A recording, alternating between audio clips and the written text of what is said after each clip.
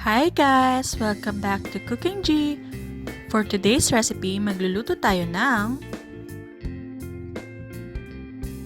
egg sandwich spread.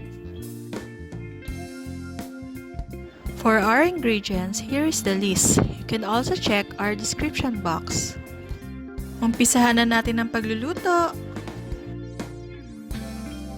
Boil the egg for 7 to 10 minutes.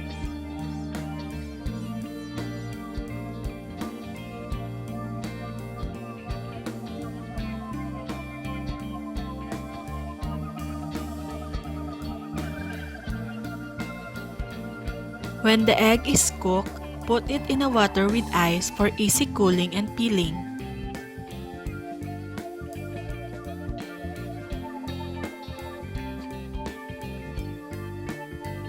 Peel the eggs one by one.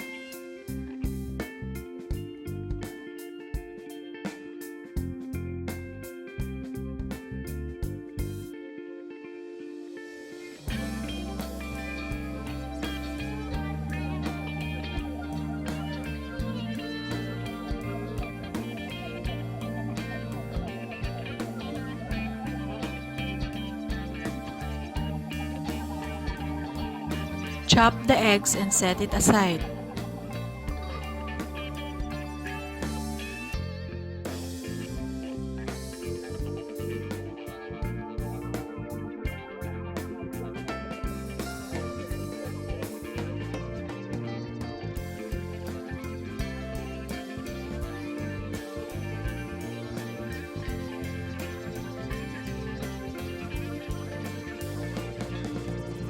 Put the mayonnaise and sweet pickle relish and mix it well.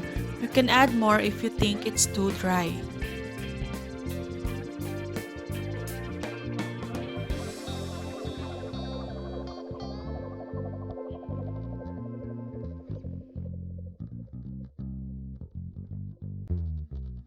Add the onion powder and mix it well.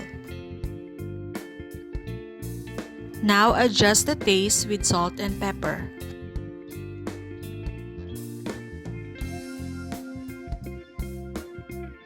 Luto na! Share it with your family and loved ones.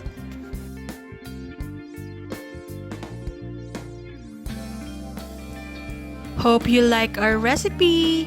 Please don't forget to like, share, and subscribe. See you on our next vlog. Bye!